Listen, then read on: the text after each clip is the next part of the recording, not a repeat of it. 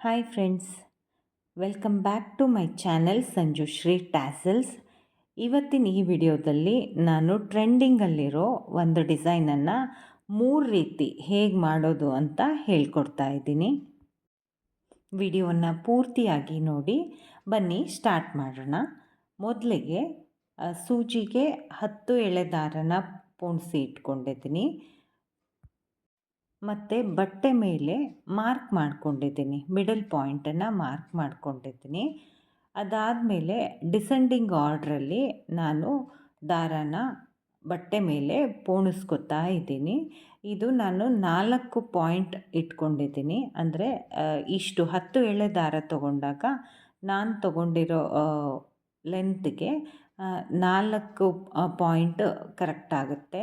ಹಾಗಾಗಿ ಎಳೆಗಳು ಕಮ್ಮಿ ಆಗಿದ್ದರೆ ಜಾಸ್ತಿ ಪಾಯಿಂಟ್ ಅಂದರೆ 5 ಅಥವಾ 6 ಪಾಯಿಂಟ್ ಬರುತ್ತೆ. ನಾನು 10 ಎಳೆ ತೊಗೊಂಡಿರೋದ್ರಿಂದ 4 ಪಾಯಿಂಟ್ ಅದು ಸಾಕಾಗುತ್ತೆ. ಡಿಸೆಂಡಿಂಗ್ ಆರ್ಡ್ರಲ್ಲಿ ಮಿಡಲಿಂದ ಲಾಸ್ಟ್ವರೆಗೂ ತೊಗೊಂಬರ್ಬೇಕಾಗತ್ತೆ. ಲೆಫ್ಟ್ ಸೈಡ್ ಹೇಗೆ ಮಾಡ್ತೀವೋ ಅದೇ ರೀತಿ ರೈಟ್ ಸೈಡ್ ಕೂಡ ಲೆಫ್ಟ್ ಸೈಡ್ಗೆ ಈಕ್ವಲ್ ಆಗಿ ರೈಟ್ ಸೈಡಲ್ಲೂ ಕೂಡ ನಿಧಾನಕ್ಕೆ ದಾರಾನ ಬಟ್ಟೆ ಮೇಲೆ ಪೋಣಿಸ್ಕೊಂಡು ಬರಬೇಕು. ಮತ್ತು ಎಳೆಗಳನ್ನ ಆಚೆ ಈಚೆ ಆಗ್ದಂಗೆ ನೋಡ್ಕೋತಾ ಇರಬೇಕು. ನೀಟಾಗಿ ಬೆರಳಲ್ಲಿ ಹಿಡ್ಕೊಂಡು ಸಮ ಮಾಡಿಕೊಡ್ತಾನೆ ಇರಬೇಕು. ಮತ್ತು ಲಾಸ್ಟ್ ಪಾಯಿಂಟ್ ಬಂದಾಗ ಕೂಡ ಅಷ್ಟೂ ದಾರಗಳನ್ನ ನೀಟಾಗಿ ಒಂದೇ ಸಮ ಮಾಡಿ ಹಿಡ್ಕೋಬೇಕು. ನಾನು ಈ ಡಿಸೈನಲ್ಲಿ ಮಣಿಗಳನ್ನ ಹಾಕ್ತಾಯಿದ್ದೀನಿ. ಅದಕ್ಕೆ ಝರಿ ಥ್ರೆಡ್ಗೆ ಮಣಿಗಳನ್ನ ಪೋಣಿಸ್ಕೊಂಡು ಇಟ್ಕೊಂಡಿದ್ದೀನಿ. ಯಾಕೆ ಅಂದರೆ ಇದು 10 ಎಳೆ ದಾರ ಆಗಿರೋದ್ರಿಂದ ಅದಕ್ಕೆ ಡೈರೆಕ್ಟಾಗಿ ಇನ್ಸರ್ಟ್ ಮಾಡ್ಕೊಳ್ಳೋಕ್ಕಾಗ್ತಾಯಿಲ್ಲ. ಹಾಗಾಗಿ ಝರಿ ಥ್ರೆಡ್ಡಲ್ಲಿ ಹಾಕ್ಕೊಳ್ತಾ ಇದ್ದೀನಿ. ನೀವು ಬೇಕಿದ್ದರೆ ಕಾಟನ್ ಥ್ರೆಡ್ಡು ಅಥವಾ ಸಿಲ್ಕ್ ಥ್ರೆಡ್ಡಲ್ಲೇ ಇನ್ನೊಂದು ಸೂಜಿಗೆ ಪೋಣಿಸ್ಕೊಂಡು ಹಾಕ್ಕೋಬೋದು. ಅದಾದಮೇಲೆ ಮಾಮೂಲಿ ಕುಚ್ಚು ಕಟ್ಟೋದಕ್ಕೆ 2 ಎಳೆ ದಾರನ ಸೂಜಿಗೆ ಪೋಣಿಸ್ಕೊಂಡು ನಾನು ಹಾಗೆ ಕಟ್ಟೋದು ಬೇಬಿ ಕುಚ್ಚು ಕಟ್ಟೋವಾಗ. ಅದೇ ರೀತಿ ಇದನ್ನು ಕೂಡ ಈ ಡಿಸೈನಲ್ಲಿ ಕೂಡ ಕಟ್ಕೋತಾ ಇದ್ದೀನಿ. ಈ ಡಿಸೈನಲ್ಲಿ ಗಂಟು ಹಾಕೋವಾಗ ಝರಿ ಥ್ರೆಡ್ಡಲ್ಲಿ ನಿಧಾನಕ್ಕೆ ಹಾಕಬೇಕು. ಅಂದರೆ ಎಳ್ದಾಡಬಾರ್ದು, ನಿಧಾನ ನೋಡಿಕೊಂಡು ಆ ಡಿಸೈನ್ನ ಕೆಳಗಡೆ ಬೆರಳಲ್ಲೂ ಕೂಡ ಸಮ ಮಾಡಿಕೊಂಡು ನೋಡ್ಕೊತಾ ಹಾಕ್ಕೋಬೇಕಾಗತ್ತೆ. ಗಂಟು ಹಾಕೋವಾಗ ತುಂಬ ಎಳೆದ್ರೆ ಅದು ಡಿಸೈನು ಚೆನ್ನಾಗಿ ಬರಲ್ಲ. ನಿಧಾನಕ್ಕೆ ಈ ಡಿಸೈನ್ನ ಗಂಟು ಹಾಕೋವಾಗ ಮಾತ್ರ ನೋಡ್ಕೊಂಡು ಮಾಡಬೇಕಾಗತ್ತೆ.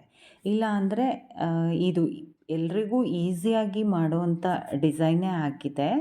ಇದನ್ನೇನು ಕ್ರೋಶ ಬರಬೇಕು ಅಥವಾ ಎಕ್ಸ್ಪರ್ಟ್ ಇರಬೇಕು ಅಂತ ಏನಿಲ್ಲ. ಯಾರು ಬೇಕಾದರೂ ಆರಾಮಾಗಿ ಹಾಕ್ಕೋಬೇಕು.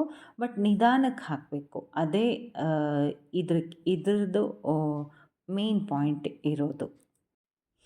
ಕುಚ್ಚನ್ನು ಟ್ರಿಮ್ ಮಾಡೋವಾಗ ನೋಡಿ ಎಷ್ಟು ಲೆಂತ್ ಬೇಕೋ ಅದು ಕಸ್ಟಮರ್ ಮೇಲೆ ಡಿಪೆಂಡ್ ಆಗುತ್ತೆ. ಕೆಲವರು ಉದ್ದ ಬೇಕು ಅಂತಾರೆ, ಕೆಲವರು ಶಾರ್ಟ್ ಇರಲಿ ಸಾಕು ಅಂತಾರೆ.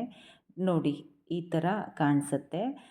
ಬೀಡ್ ಹಾಕಿರೋದ್ರಿಂದ ಸ್ವಲ್ಪ ಗ್ರ್ಯಾಂಡ್ ಲುಕ್ಕೇ ಬರುತ್ತೆ.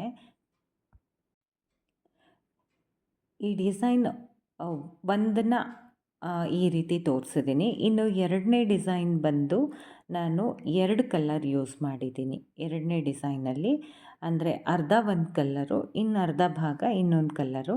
ಅದಕ್ಕೆ 2 ಕಲರ್ ದಾರಗಳನ್ನ ಯೂಸ್ ಮಾಡಿದ್ದೀನಿ. ಒಂದು ಪಿಂಕ್ ಕಲರ್ ದಾರ. ಫಸ್ಟು ಪಿಂಕ್ ಕಲರ್ ದಾರನ ಲೆಫ್ಟ್ ಸೈಡ್ ಪೋಣಿಸ್ಕೊತಾ ಇದ್ದೀನಿ.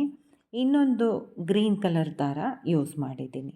ಈ ದಾರಗಳನ್ನ ನಿಧಾನಕ್ಕೆ ಸರಿಸ್ಕೊತಾ ಹಾಕ್ಕೋಬೇಕು. ಯಾಕಂದರೆ ಸ್ವಲ್ಪ ಆಚೆ ಈಚೆ ಆಗಬಾರ್ದು. ಆವಾಗ ಡಿಸೈನ್ ಅಷ್ಟು ಚೆನ್ನಾಗಿ ಕಾಣಿಸಲ್ಲ, ಎಳೆಗಳೆಲ್ಲ ಎದ್ದಂಗಾದರೆ. ಹಾಗಾಗಿ ನೋಡಿಕೊಂಡು ಬೆರಳಲ್ಲಿ ಗಟ್ಟಿಯಾಗಿ ನೀಟಾಗಿ ಹಿಡ್ಕೊಂಡು ಆವಾಗವಾಗ ಸಮ ಮಾಡ್ಕೊತಾನೆ ಇರಬೇಕು. ಮಾಡಿಕೊಂಡು ಹಾಕ್ಕೋಬೇಕಾಗತ್ತೆ.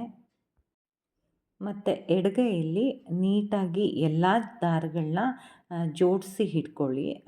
ಗಟ್ಟಿಯಾಗಿ ಅಂದರೆ ತುಂಬ ಎಳಿಬಾರ್ದು. ನೋಡಿಕೊಂಡು ನೀಟಾಗಿ ಲೆಂತ್ ಎಲ್ಲ ಕರೆಕ್ಟಾಗಿದೆಯಾ ಅಂತ ನೋಡಿಕೊಂಡು ಇಟ್ಕೊಳ್ಳಿ. ಆ ನಂತರ ಗ್ರೀನ್ ಕಲರ್ ಥ್ರೆಡ್ ತೊಗೊಂಡಿದ್ದೀನಿ. ಸೇಮ್ ಪಾಯಿಂಟ್ಗೆ ಸ್ಟಾರ್ಟ್ ಮಾಡ್ತಿದ್ದೀನಿ. ಅಂದರೆ ಪಿಂಕ್ ಕಲರ್ ಥ್ರೆಡ್ ಎಲ್ಲಿ ಸ್ಟಾರ್ಟ್ ಮಾಡಿದ್ದೆ ಅಲ್ಲೇ ಗ್ರೀನ್ ಕಲರ್ ಥ್ರೆಡ್ ಕೂಡ ಈ ಡಿಸೈನಲ್ಲಿ ಸ್ಟಾರ್ಟ್ ಮಾಡ್ತಾ ಇದ್ದೀನಿ.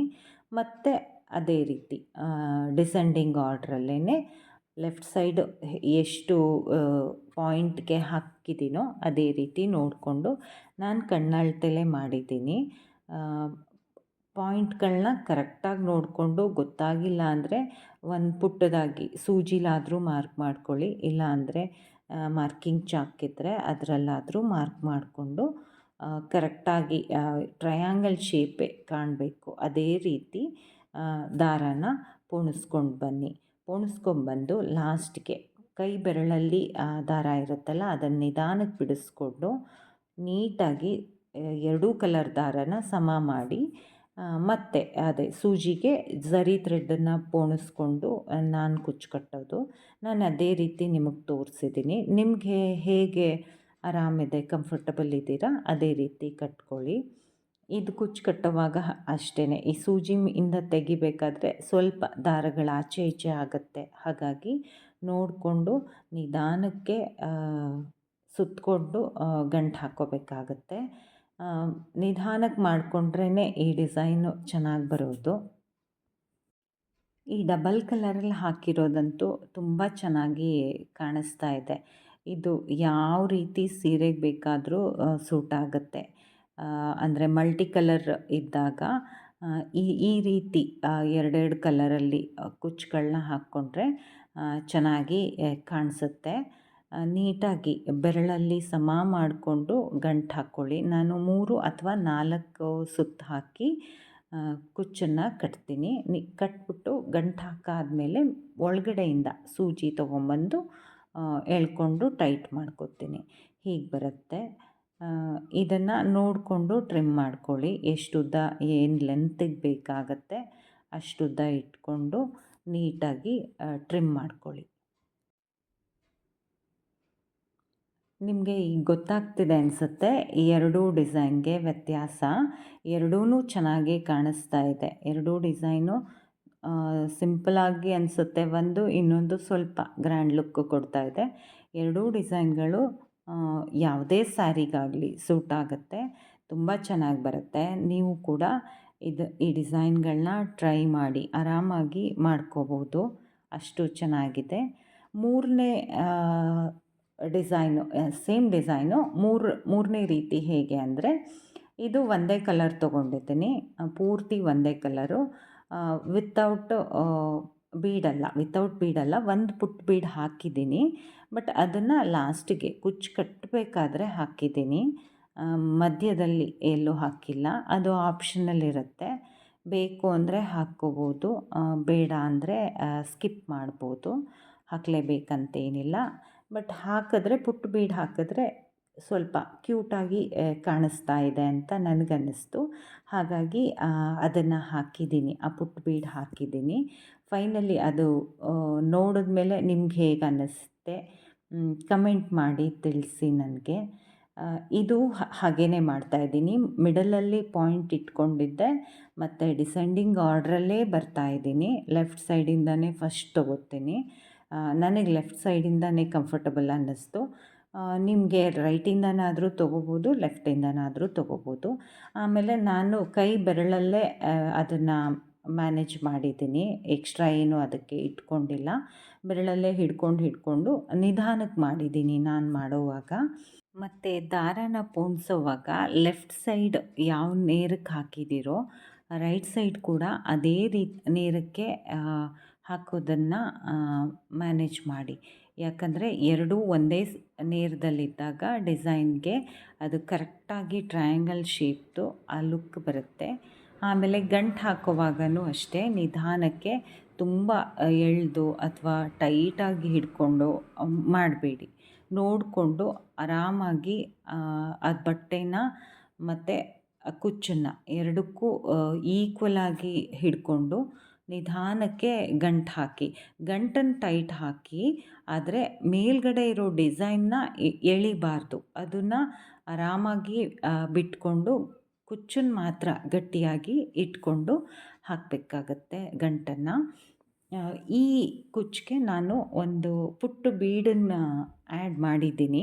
ಅದು ಕೂಡ ಅಂದರೆ ಯೂಶ್ವಲಿ ಬೇಬಿ ಕುಚ್ಚಿಗೆ ಹಾಕ್ತೀವಲ್ವ, ಅದೇ ರೀತಿ ಇದಕ್ಕೂ ಒಂದು ಪುಟ್ಟ ಬೀಡನ್ನು ಆ್ಯಡ್ ಮಾಡಿದ್ದೀನಿ. ಅದು ಆ್ಯಡ್ ಮಾಡುವಾಗಲೂ ಹಾಗೆ ಮಾಡಬೇಕು. ಕರೆಕ್ಟಾಗಿ ಆ ಬೀಡನ್ನು ಮಿಡಲ್ ಪಾಯಿಂಟ್ಗೆ ಕೂರಿಸ್ಕೋಬೇಕಾಗತ್ತೆ. ಇಲ್ಲಾಂದರೆ ಅದು ಸ್ವಲ್ಪ ಆಚೆ ಈಚೆ ಆಗೋ ಥರ ಆಗತ್ತೆ. ಕರೆಕ್ಟಾಗಿ ಬೆರಳಲ್ಲಿ ಅದನ್ನು ಮಧ್ಯಕ್ಕೆ ಇಟ್ಕೊಂಡು ಟೈಟಾಗಿ ಎಳ್ಕೋಬೇಕಾಗತ್ತೆ, ಗಂಟನ್ನು ಹಾಕ್ಕೋಬೇಕಾಗತ್ತೆ. ಮತ್ತು ಕರೆಕ್ಟಾಗಿ ಕೂರಿಸ್ಕೊಂಡ್ಮೇಲೆ ಮೇಲ್ಗಡೆ ಒಂದು ಸುತ್ತು ಮತ್ತು ಕೆಳಗಡೆಯಿಂದ ಕೂಡ ಇನ್ನೊಂದು ಸುತ್ತಲ್ಲಿ ಹಾಕಿ ಗಂಟು ಹಾಕಬೇಕು. ಹಂಗೆ ಹಾಕೋದ್ರಿಂದ ಆ ಬೀಡು ಅಲ್ಲಾಡಲ್ಲ, ಕರೆಕ್ಟಾಗಿ ಮಧ್ಯಕ್ಕೆ ಕೂತ್ಕೊಂಡಿರುತ್ತೆ. ಮತ್ತು ಜರುಗೋದು ಆಚೆ ಈಚೆ ಆಗೋದಿಲ್ಲ. ನೋಡಿದ್ರಲ್ಲ ಫ್ರೆಂಡ್ಸ್, ಈ ಡಿಸೈನ್ ಇಷ್ಟೇ ಇರೋದು. ಇಷ್ಟ ಆಗಿದ್ದರೆ ಈ ಡಿಸೈನ್ ನನ್ನ ಚಾನೆಲ್ನ ಸಬ್ಸ್ಕ್ರೈಬ್ ಮಾಡ್ಕೊಳ್ಳಿ, ಲೈಕ್ ಕೊಡಿ ಮತ್ತು ಫ್ರೆಂಡ್ಸಿಗೆ ಶೇರ್ ಮಾಡಿ. ನೀವು ಹೇಗೆ ಬಂತು ಟ್ರೈ ಮಾಡಿದ ಮೇಲೆ ಅಂತ ಕಮೆಂಟಲ್ಲಿ ನನಗೆ ತಿಳಿಸ್ಕೊಡಿ. ಈ ಕುಚ್ಚನ್ನು ಟ್ರಿಮ್ ಮಾಡುವಾಗ ಅಷ್ಟೇ ನೋಡಿಕೊಂಡು ಎಷ್ಟು ಉದ್ದ ಬೇಕೋ ಅಷ್ಟುದ್ದನ್ನು ಟ್ರಿಮ್ ಮಾಡ್ಕೊಳ್ಳಿ. ತೀರಾ ಉದ್ದನೂ ಅಷ್ಟು ಲುಕ್ ಬರಲ್ಲ. ನೋಡಿಕೊಂಡು ಒಂದು ಅರ್ಧ ಇಂಚು ಅಥವಾ ಅದಕ್ಕಿಂತ ಸ್ವಲ್ಪ ಜಾಸ್ತಿ ಮಾಡ್ಕೊಳ್ಳಿ. ಫೈನಲ್ ಲುಕ್ಕು ಹೀಗೆ ಬಂದಿದೆ ಫ್ರೆಂಡ್ಸ್.